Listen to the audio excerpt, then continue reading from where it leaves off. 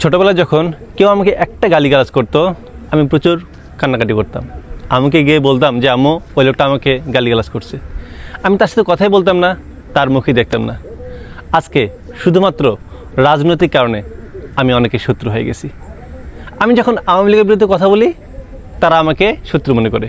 BNP, জামাত, হিন্দু, মুসলিম যেটাই হোক, আপনি যখনই মুখ খুলবেন, কথা যখন বলবেন, কারো না কারো পক্ষে যাবে, কারো না কারো বিপক্ষে যাবে। এটাই বাস্তবতা, এগুলো আমাদের মেনে নিতে হবে।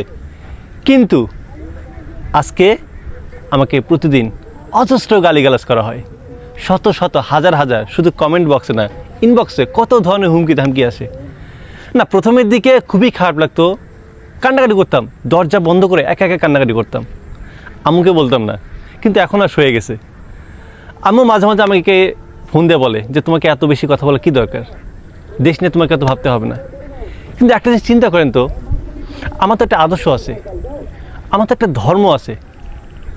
আমি আমার আদর্শ এবং নীতি নৈতিকতার জায়গা থেকে যে কোনো একটা বিষয়ের পক্ষে আমি যুক্তি তুলে ধরি, পক্ষে হোক বিপক্ষে হোক, আমি যুক্তিটা তুলে ধরি। কিন্তু আপনারা কি করেন? আপনারা যারা গালিগালাজ করতেছেন, আপনারা আপনাদের মতো, আপনাদের নিজস্ব একটা চিন্তাধারা আছে, আদর্শ আছে, নৈতিকতা একটা জায়গা থেকে নিজেদের মতো যুক্তি তুলে ধরেন। কেউ তো মানে করেনি ভাই। উল্টে ভাই গালিগালাজ করে কি হবে বলেন? ভাই গালিগালাজ করে ভাই আমাকে আটকানো আপনি পারবেন না। আপনি যত হুমকি ধামকি যত কিছু বলেন ভাই, যতদিন আমি আছি ইনশাল্লাহ অন্যায়ের বিরুদ্ধে, যে কোনো অন্যায়, আমি কোনো নির্দিষ্ট দলের পক্ষে হব না, কোনো নির্দিষ্ট কারো ব্যানারে আমি থাকবো না। আমার কথা একটাই, যে আমি যে কোনো অন্যায়ের বিরুদ্ধে আমি দাঁড়াবো। আমার কথা পরিষ্কার এটাই। এখন এটার জন্য যা হবে হোক, আমি সবসময় অন্যায়ের বিরুদ্ধে দাঁড়াবো। এবং আমি তো আগেই বলেছি যে আপনি যে দলেরই হন, যে ধর্মেরই হন, বিপদে পড়লে আপনি আমাকে বলবেন, আমি আপনার পক্ষে হয়ে দাঁড়াবো এবং যেটা সত্য সেটা আমি তুলে ধরার চেষ্টা করব। সো ভাই গালিগালাজ করে এসব বাদ দেন, নিজের যেটা যুক্তি সেটা তুলে ধরার চেষ্টা করেন। একটা অসাম্প্রদায়িক একটা বাংলাদেশ আমরা যেন গড়ে তুলতে পারি, এবং যেখানে আমরা সকল ধর্মের, সকল বর্ণের এবং সকল ভিন্ন আদর্শের মানুষ যেন একে অপরের মতামতকে শ্রদ্ধার মাধ্যমে যেন একসাথে থাকতে পারি, একসাথে মিলেমিশে থাকতে পারি, সেটা হচ্ছে আমাদের কাম্য হওয়া উচিত। হতে ভাই কেন আমি মনে করি আমি বিএনপি করি, আমার বাড়ির পাশে জামাত করতে পারে, আওয়ামী লীগ করতে পারে, শুধুমাত্র রাজনৈতিক উদ্দেশ্যে তার আমি মুখটা দেখবো না, তার সাথে আমি কথা বলবো না, সে বিপদে বলে আমি তার পাশে দাঁড়াবো না। আমার বাড়ির পাশে একটা হিন্দু লোক থাকতেই পারে, শুধুমাত্র ধর্মের কারণে আমি তার পাশে দাঁড়াবো না। এটা কি মনুষ্যত্ব? এটা কোন যুক্তি দিয়ে বা এটা পক্ষে আপনি দাঁড়াবেন বলুন তো?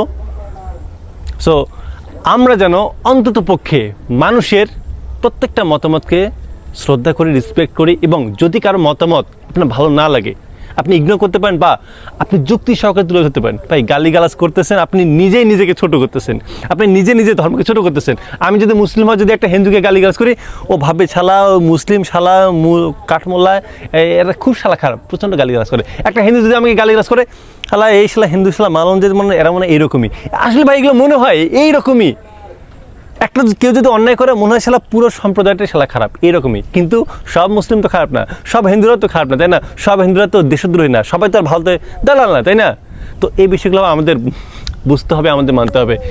যাই হোক, সবার জন্য শুভকামনা থাকবে, এবং সবার মতামতকে, যারা আমাকে গালিগালাজ করেন, বিভিন্ন ধরনের হুমকি দামকি যেটাই দেয় না কেন, সবার মতামতকে আমি খুবই শ্রদ্ধা করি, এবং অন্তত করে ভাই যেন নিজের এবং অন্যের সম্মানের জায়গাটুকু আমরা বজায় রাখতে পারি।